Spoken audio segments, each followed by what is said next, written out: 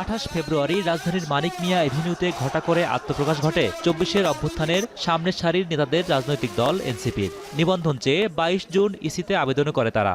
আত্মপ্রকাশের 7 মাস পর আর এককভাবে হাঁটতে চাইছেন না দলটির শীর্ষ নেতারা। তবে আপাতত জোটের জটে না জড়িয়ে এনসিপি ও গণ অধিকার পরিষদ মিলে নতুন রাজনৈতিক দল হিসেবে সামনে আসার পরিকল্পনা দল দুটির নেতাদের। 2018 সালের কোটা সংস্কার আন্দোলন থেকে যৌথবদ্ধ পথচলা গণ অধিকার পরিষদের শীর্ষ নেতা নুরুল হক নূর এবং এনসিপির আহ্বায়ক নাহিদ ইসলাম সহ দুই দলের শীর্ষ অনেক নেতার দুইজন আলাদা আলাদা দলের কর্ণধার হলেও দীর্ঘদিনের আদর্শিক সামঞ্জস্যতা থেকে একীভূত হওয়ার পরিকল্পনা বলে জানালেন এনসিপি ও গণ অধিকার পরিষদের শীর্ষ নেতারা। আমি বুঝি নির্মাণের শিল্প, সালাম স্টিল বোঝে ডিউরেবিলিটি। সালাম steel most durable steel. Accommodation যদি হয় এটা কিভাবে হবে, কোন পদে কোন লেয়ার